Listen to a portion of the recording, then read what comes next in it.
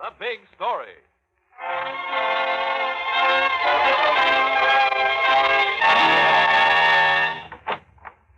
Herman, you still here? I finished it. I just finished it. Sit down, Henry. Listen. It's Armistice Day. What are you doing in the store? You aren't working. A masterpiece. Listen. Mr. Adam Thermopolis, conductor, Cincinnati Symphony Orchestra. No, Herman, not another letter. In your so-called orchestra is a so-called violin player named Tabor. If there is a worse violin player in the world, I do not know him. It's not enough that he is a foul musician. As a human being, he is garbage. Herman, someday you'll write one too many of those letters. Someday you'll be sitting here like now, alone, after work, and the door will open, and... Herman, the door, it's opening. It's a customer. No, Herman, it's not a customer. It's Herman!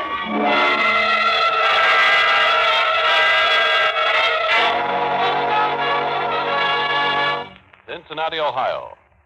The story of a man who was hated and of a reporter who proved that death and hate are often partners.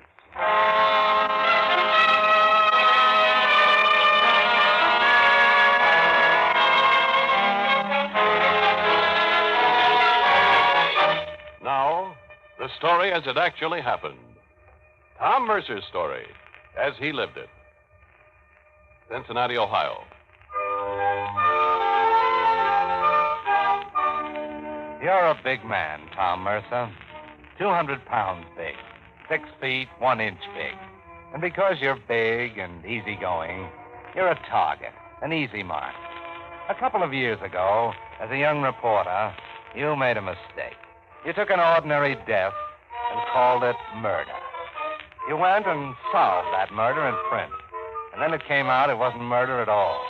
And the laugh was heard all over Cincinnati. It's still heard. Wherever you go, they say of you, there goes Mercer, the great sleuth, out to make another name for himself. And so, when this story broke, a killing in the Standard Laundry at 6216 Central Parkway, all the boys in the press room at police headquarters said, well, we don't have to cover it. Not with Mercer on the job. If it's murder, Mercer will solve it.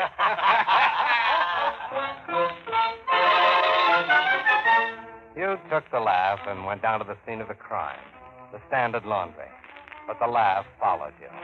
But when you opened the door of the laundry, Detective Lieutenant Teddy Vinson greeted you. Well, all right, men. All you cops, Sergeant, you can all go home. Tom Mercer's here. We got nothing to worry about. Hiya, Lieutenant Vincent. Randy, you want to see a real Sherlock go to work? Mercer, taking the scene. A laundry, the day Armistice Day, not a working day. The man there on the floor, Herman with the owner, is dead. A bullet in his head. Near him, as you see, a friend, Henry Long, also shot.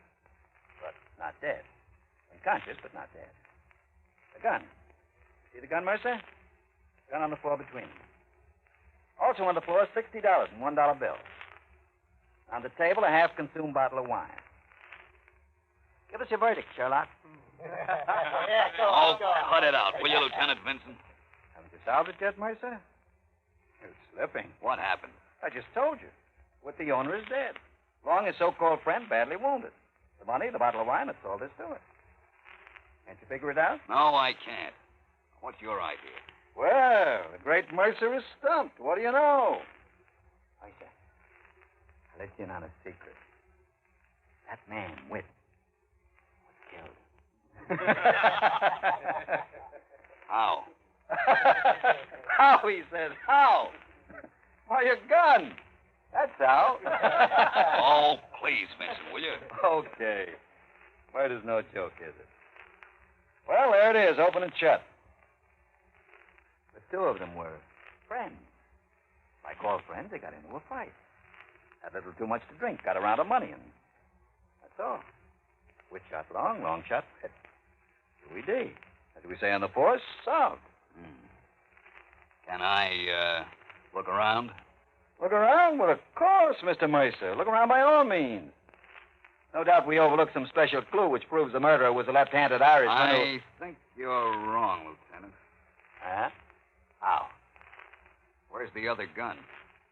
What other gun? You said Long shot Witt and Witt shot Long. What did they do? Use one gun between them? Where's the other gun? Maybe he tossed it somewhere. Oh, no. You said they were drunk. Got to fighting. Look at that bottle. So? That sweet wine. More than 2/3 of the bottle still left. They didn't have enough to even warm them up. They weren't drunk. You don't know what you're talking about. Have you taken the bullet out of Long yet? You see, he's still unconscious. Of course not. When you do, I'm pretty sure you'll find it didn't come from Witt's gun. Witt didn't shoot Long. And I don't think Long shot Witt. Want to bet? I don't bet, Lieutenant. Not on murder. Okay. Hey, Sergeant, get ballistics. Get ballistics here fast, and hurry up that ambulance for Long. Mercer, the great sleuth. Okay, Mercer. Just watch. The lieutenant is a good guy. You know that. Just a guy who, with everybody else, likes to kid you, Tom Mercer. But you can take it. And you don't gloat. You don't gloat when later ballistics gets through examining the bullets removed from Witt's body and from the chest of Henry Long, still unconscious at the General Hospital. You don't gloat when the lieutenant says, Both bullets, the one in Witt and the one in Long, were fired from a 45. And the gun on the floor of the laundry was a 38. That's right. Then maybe it was a left-handed Irishman, Lieutenant. All right, Mercer. Some other time. I got work to do. so have you, Tom Mercer. You have work to do, too. A murder's been committed, and if Long dies, maybe a double murder. You want to end the laughter. Just being right on the bullets doesn't do that. You want to solve this murder. So you wait. You wait at General Hospital, where the only man who can possibly tell what happened in the laundry that armistice day, Henry Long, is still unconscious. You wait in the corridor outside his room for 10 hours, for the moment when he'll regain consciousness, if he ever does. And when the nurse says, He's conscious now, Mr. Mercer. He's talking. you quietly enter the room. So Long, can you tell me what happened? I told him don't write it. A poison pen letter. All the time he wrote them. He hated him, Tabor. Tabor? Who's Tabor? But he wrote it. He wrote it. I said someday the door will open and someone will walk in, and it opened. The door opened. When was this? Maybe the man was a customer. He said, where's my laundry? Herman said, I'm closed today. He said, where's my laundry? Angry. Did you see him? And it happened. Herman came back. He opened the desk. The money fell out. He took out his gun. He tried to fire a shot, but the man fired first. Herman's gun went off and he fell, and I screamed. The man shot me. I couldn't move. I dragged myself to the phone. I called the police. Everybody hated him. Everybody. Mr. Long, can't you hear me? Did you see him? When the man said, where's my laundry, Herman said, what's the name and address? I couldn't hear the answer. Only Herman said, I'll write it down. Did he write it down? He was tall, thin, with black hair, a carnation in his lapel. I saw it, and he hated Herman. He hated him. In his eyes, you could see it. I told him, don't write poison pen letters. Enough people hate you already. Don't. But he did. And now he's dead. Mr. Long. Mr. Long. It's no use, Mr. Mercer. He's unconscious again.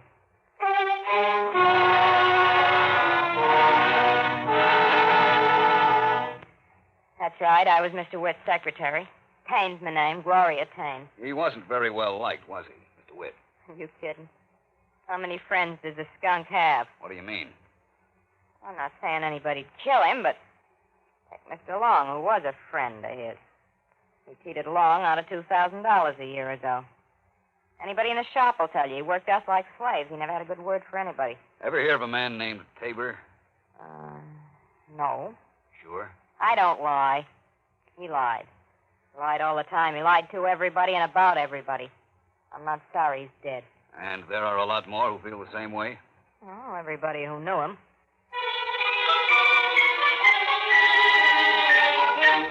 Hate is the clue. Who hated him enough to kill him? You begin digging. 2 weeks ago, you find he fired a man who'd been with him 12 years. A man named Emmons, a bookkeeper. Sure, I hated him. 12 years I gave him. Worked late, sweated for him. What did he give me? My walking papers. But, Mr. Emmons, you didn't hate him enough To shoot him? I wouldn't waste a bullet on him. You know something, mister? 15 years ago, he played the fiddle. Played with some orchestra, the Cincinnati Symphony, I think. And he got fired. He never forgot it.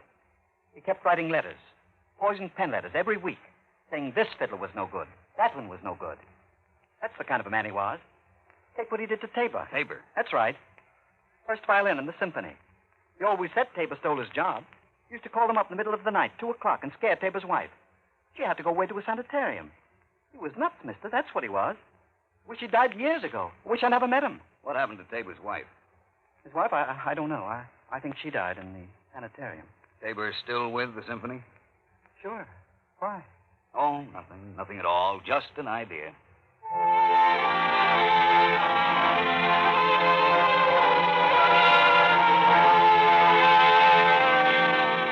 Yes, I'm Tabor, Mr. Mercer, and I'll be frank with you. No news of the past 10 years pleased me as much as the death of Herman West. But as to what you're thinking, since I'm tall and thin and have dark hair and occasionally wear a carnation, at the time of the murder, 4:45 p.m. on Armistice Day, you see, I read all the details. I enjoyed the story. I was playing a concert in Indianapolis. I was playing the solo part at that precise moment of the Beethoven violin concerto.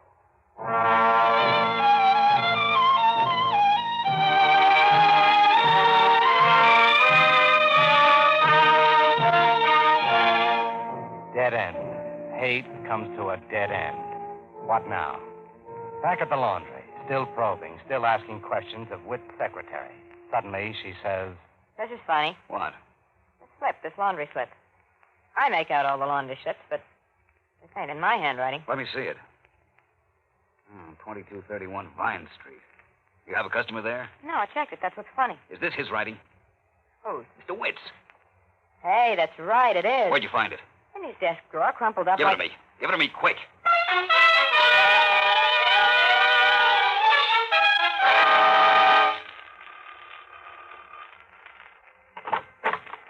Yes? Can I help you? Ma'am, I'm looking for a man. Tall, thin, dark-haired, sometimes wears a carnation in his buttonhole. A man?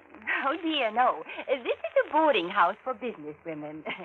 No gentlemen allowed here. None whatsoever. Oh. You're sure? I'm quite sure, young man, quite. Only the most respectable women. And I require 2 references. And you can believe me that I know my dentists. I never pry, but I know my ladies. Murder and 2231 Vine Street don't mix.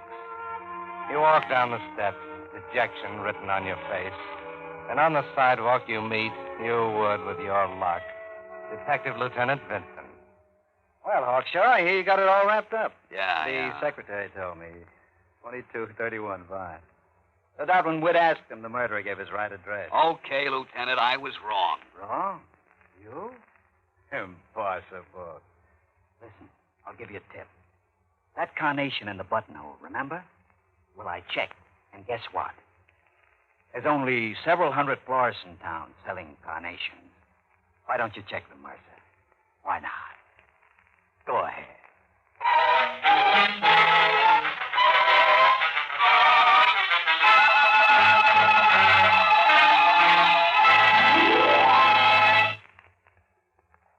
For years now, you've been the butt of bad jokes, Tom Mercer.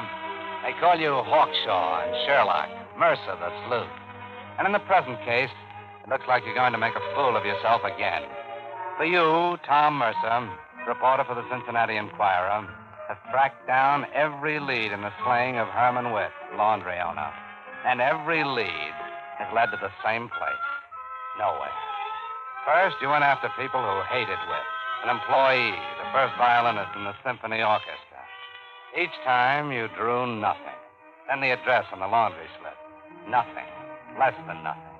An absurd spinster running a boarding house for business ladies. Might as well, as Lieutenant Vincent of Homicide put it, track down all the stores that sell carnations. Why not? Crazy as it sounds, it might be something. Say that again? I said, can you recall selling carnations, regularly, mind you, to a man, tall, thin, with dark hair, well-dressed, I imagine?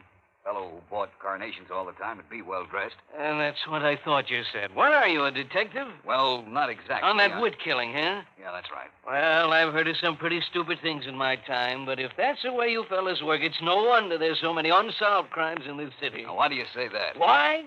I sell maybe 100 carnations a day to 100 different people, me and a couple of hundred other florists. Do you honestly expect me to give you a clue? Why, the man asks.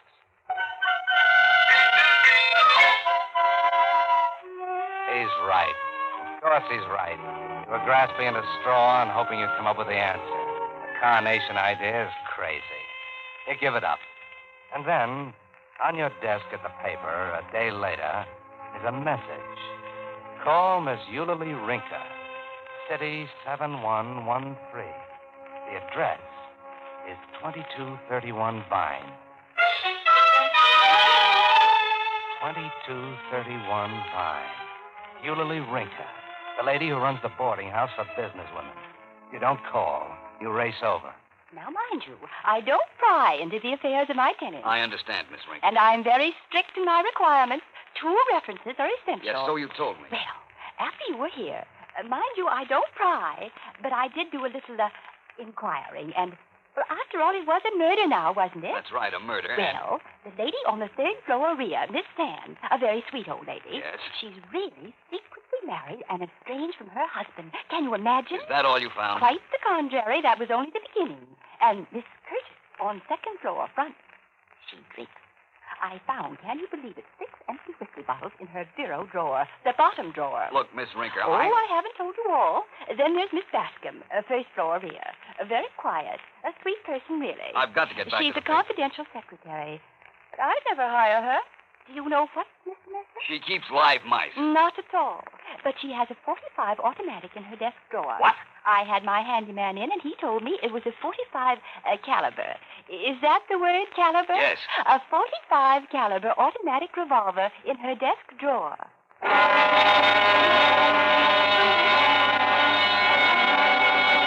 Miss Bascom, That's correct. would you mind coming down with me to police headquarters? Indeed, I would mind a great deal. All I want to do is have them examine your gun, Miss Bascom. I have no gun. Not now, you haven't. I have it. That is, Miss Rinka and I have it. I have a permit for the gun. Did you know the gun was fired? I'd guess within the past week. Did you know that it was fired twice? No, it wasn't. How could it have been? You tell me, Miss Bascom. Look, I don't want to go to the police. Please, I don't. If I tell you, will that be enough? It depends on what you tell me. Well, I lent it to a man, a casual acquaintance. He said he wanted to buy a gun. I wanted to sell it. So I lent it to him to try it out. He took it, and later he brought it back and said, this won't do. When was this? About a week ago. Armistice Day? I think it was. Yeah, Armistice Day. Yeah, I wasn't working that day. What time did you lend it to him? About 2 o'clock. When did he bring it back? About 5:30, I think. Yeah. He just said he wanted to try it out. Why? What happened? He tried it out, Miss Bascom. About 4:45, he tried it out on 2 men. What? He killed one of them. No. Yes. Now, what was his name, this casual friend of yours? John Turner. I'm sorry about your not wanting to go to the police, Miss Bascom, because I'm afraid my friend, Lieutenant Vincent, would never forgive me if I didn't take you down with me. Shall we go?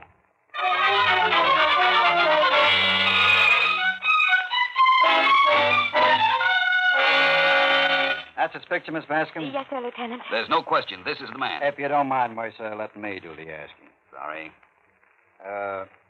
There's no question this is the man? No, sir, no question. He was just a friend of yours, Miss Turner? Oh, not a friend. I just met him once or twice. Okay, you can go, but be on tap if I need you. Yes, sir. And I hope you have a permit for that gun. Oh, yes, sir, I do if you want to see it. All right, never mind. Use that door. Yes, sir. Well, quite a record our friend Turner has. Larceny, breaking and entering, narcotics charge, wanted in Kansas, auto theft. Can't figure it. Why? The whole thing's crazy. A guy writes poisoned pen letters. His employees hate him. Everybody hates him. Then this turns up. Nuts. Can I say something? I said, can I say something? What? The long arm of coincidence is a funny thing. Don't give me police theories, Hawk. Hawkshaw, I've heard it before. Now, don't worry, I'm not sensitive. Now, will you let me talk for just a minute? Go ahead. What stopped us, all of us, you, me, everybody, was that Whit was a hated man. When a hated man gets killed, hate, we figure, must be the motive. So we suspected Tabor or Emmons. I even thought for a while it was Long. So? But it wasn't any of these people. It was an accident, a pure and simple accident. The motive was robbery, pure and simple robbery. Turner's a pro. His record shows it, a professional gunman. He figures he'll knock over this laundry. He takes Armistice Day because no one will be around and the banks are closed, so there'll be cash there. He goes in. He puts on a front by asking for his laundry. When Whit gets suspicious and pulls out a gun, he kills him. He shoots Long and escapes. Since when does a pro give his right address? It wasn't his right address. It was the first address that came to his mind. He hadn't planned it all the way. When he asked Whit for his laundry, Whit asked for his address. That surprised him, so he said, just like that, 2231 Vine. Even pros make mistakes. You know something? What? I think you're right. No. Yep. Sure, I think this time you're right. Well, thanks, Lieutenant. Never mind the thanks. Now we've got to find Turner. And that won't be easy. Well, Lieutenant, I thought I'd leave something for the police to do.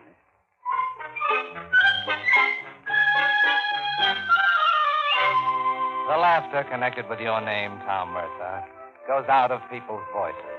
When you write your story on who the killer is, how it was found out, the cracks begin to fade away. The wise guy looks.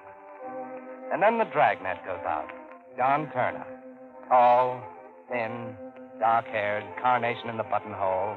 Wanted in Kansas. Wanted for breaking and entering. Wanted for murder. You keep the story alive during the months of the search for him. You keep the people aware that he's around, what he looks like, so that one evening the laughter around your name goes away for all time, because this happened in a fruit store on the outskirts of town. Closing up, mister? That's all right. But if you want a dozen oranges, maybe some apples, I get them for you. No. Instead of the oranges, mister, or the apples, mister, give me what's in the cash register. What? You no get my money? Stay there. I call the police. Hey, you're somebody I know. You're the man. That's right. You're the man I read about in the paper. You're the man who killed the man who owned the laundry. That's right. Operator, you give me the police. That's right.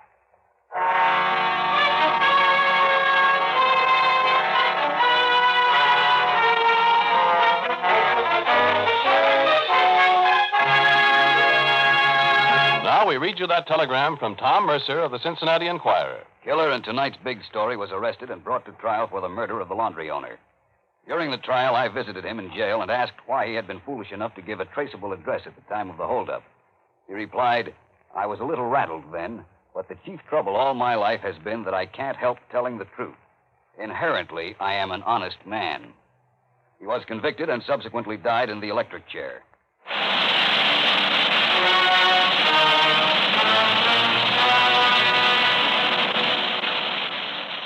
In order to protect the names of persons actually involved in tonight's authentic big story, the names of all characters in the dramatization were changed with the exception of the newspaper reporter. The Big Story was previously released by NBC, the national broadcasting company for listeners in the United States, and rebroadcast for our servicemen and women overseas. This is the United States Armed Forces Radio Service, the voice of information and education.